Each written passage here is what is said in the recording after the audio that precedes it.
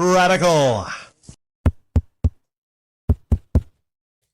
Welcome to Flea Market Stories, following one man's journey into the world of flea marketing. Let's talk about the Fan Man today. Now, the Fan Man seemed like a nice man. The Fan Man came to my table a week before he was supposed to have his table, which was clear across from mine. And he made me aware that there would be a fan, a large fan, a powerful fan. And I didn't think much of it. I didn't. Because I thought, okay, he's going to have a fan there. It's not that big of a deal. He seems like a really nice fella. And, well, zoom ahead a week later. And for about 6, 7 hours, the Fan Man and his table was the bane of my existence. There's other things that happened on this weekend. There's sales that happened. I didn't have a good sales day. Let's just put it at that. And one of the big reasons I did not have a good sales day was the Fan Man was taking about all the attention. He was blowing with the fan, but he was basically sucking all of the attention from the surrounding area. Myself, another table to the left of me, was not really happy about the Fan Man. I had to rearrange things on my table because the Fan Man's fan was blowing things off the table. And it was not the amount to where like it was just terrible. It was just the amount to where it was kind of annoying. But here again, I think he had a special deal because thankfully the Fan Man hasn't been back. I think that was a 1 week thing. I know he had some kind of a special deal with the ownership of the flea market.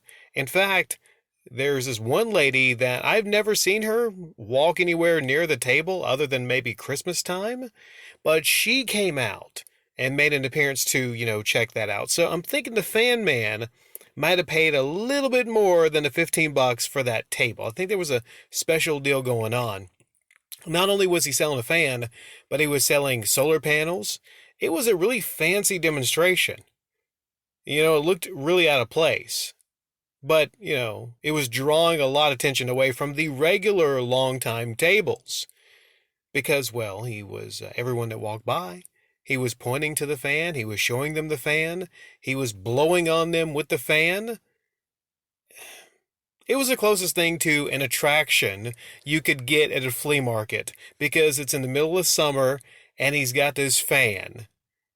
So some of you might say, well, that's capitalism. That's free market and everything. Okay, I get it. It doesn't mean I have to like it. I had a fan that I was selling. It was a boxed Holmes, one of those fans that look like a heater. Man, they suck. Those fans that look like a heater, they suck. They don't really put out any air. So it's literally one of the worst fans in existence. I was trying to sell new in the box for $20. And in shame, I just kind of put that to the side, because you're not selling any fans around the Fan Man and his giant fan. Now, this fan was an industrial-sized fan, and it had this interesting thing about to where it would blow water. And as people came by to get their fan demo, there was a line of people to get blown by this guy, and he would ask them. He would tell them, "Put your hands up in the air. Put your hands up in the air." They didn't wave them like they just didn't care, but he specifically told the kids, "Put your hands up in the air and get ready for the fan. Get ready for the fan." And it was blowing little droplets of water. It was really, really relaxing and cooling for the people over there. But he was selling the fan for $4,000. Now you're thinking to yourself, how many fans did he sell? He didn't sell the one on display. I mean, maybe he was just trying to hand out cards. I don't know.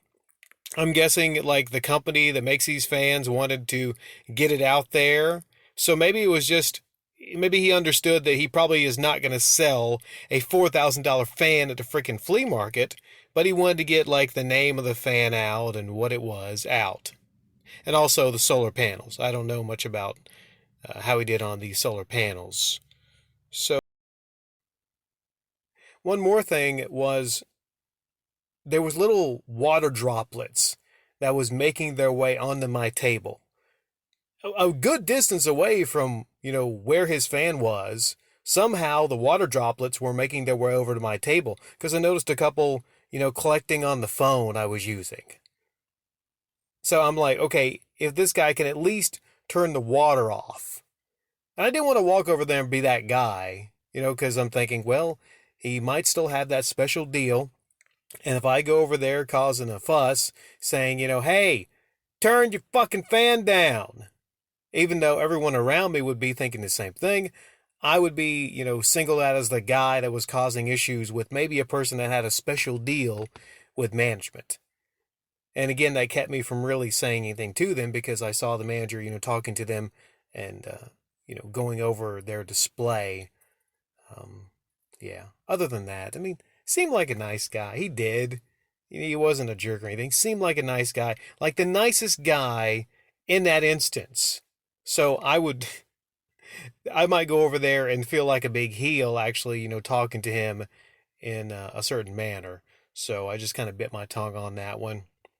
And I thought, rightly, this guy he's not going to sell a fan. He won't be back here.